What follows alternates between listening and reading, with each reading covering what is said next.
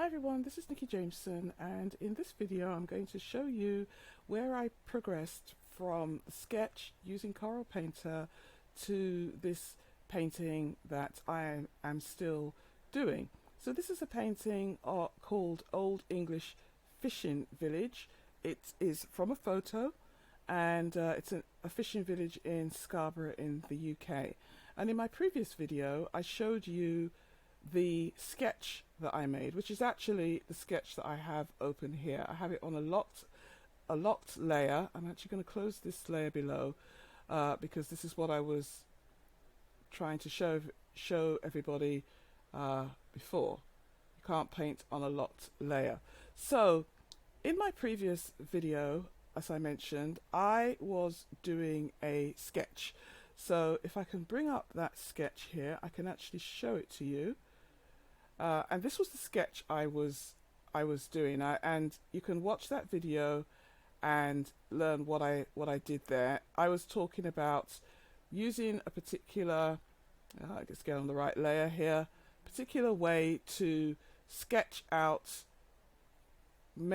some marks so that you can paint and create something from that painting. So I am not using the right brush here, so that's why that isn't coming up. So let's see if I can find it. I will go to, let me just see if I can find something to use in the interim.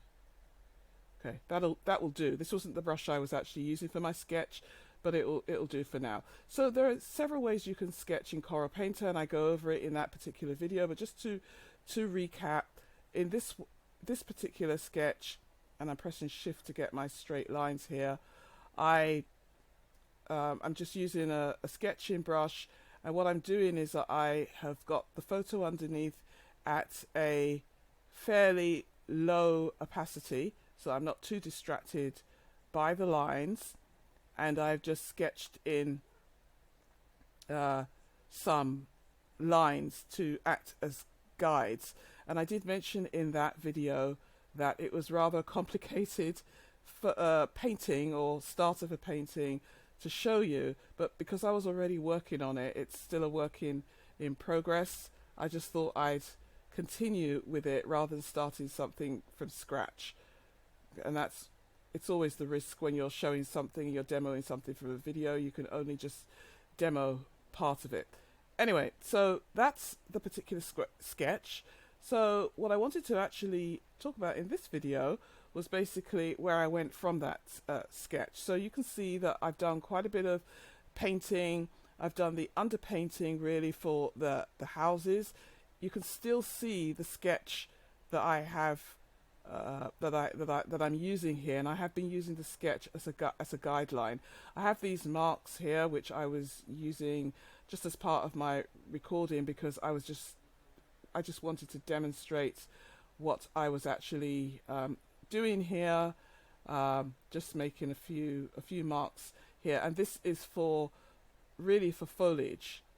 So what I have turned on at the moment is in my layer stack. So in my layer stack I've got a sketch, and I have the sketch and I have the layer locked, and that allows me to not paint on the layer. It will tell me the layer is locked. Thank you very much, Corel Painter, it's wonderful. The layer's locked, so I can't paint on it, but it gives me a guide that I can turn on and off and just continue my painting. And if I sample color, oops, I should do what I say I'm going to do. If I sample color here, then I can paint on this particular layer, but I won't paint on my sketch layer. If I want to turn my sketch off, then I can do so. This is the layer I just added here. You can see that I'm still working on the painting. I just wanted to show something just to demonstrate what I'm actually doing here. And really, this brush is not the brush I would use for foliage, but it's kind of good for putting in some lines as guidelines. So to go through, so I've used the sketch that you saw in my last shot just then. And what I've done is I've actually just really just built on that sketch, and I've eliminated quite a few of the lines. And this is what I said I would do. Now, the only thing I didn't really do, which I should have done, and I typically do for my other paintings, is that I didn't really do much of an underpainting. And that's the danger. If you start with a sketch of a photo and you're using the photo as your basis and your starting point, you want to, it's good to kind of do an underpainting as well, and not to forget that. That way you don't have all these white lines that then become, if you're not careful, they can become a little bit of a stumbling block.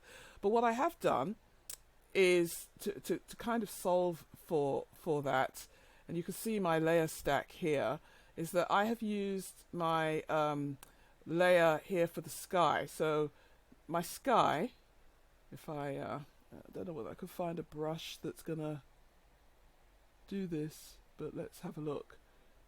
Sample this.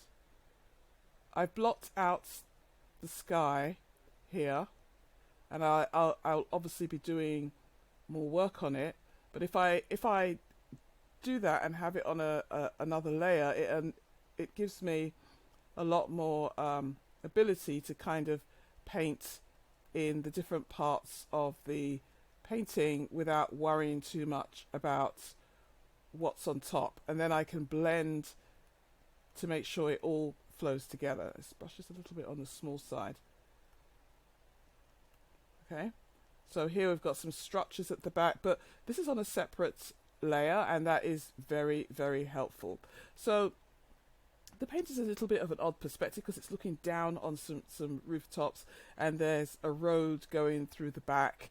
But I really just wanted to show you this, just to show you one of the ways you can go from sketch to painting. This is very much still a work in progress. You can see here, this is where I've got my trees. No, that's not the trees. This is the extra layer for the trees. I'm opening my sketch. I have a layer for trees here, and I've actually named that. Okay, and again, if I had done an underpainting, I think it would have helped me move through this painting a little bit more smoothly. But never mind. But when it's finished, it will be more. I will make it more cohesive. I still have some work to do on it. And you can see this layer 5 is my the working layer, where I put a lot of the house rooftops, the walls, the road, and here, and I will probably add and take away on different layers. Okay, so I hope you've enjoyed this very short video.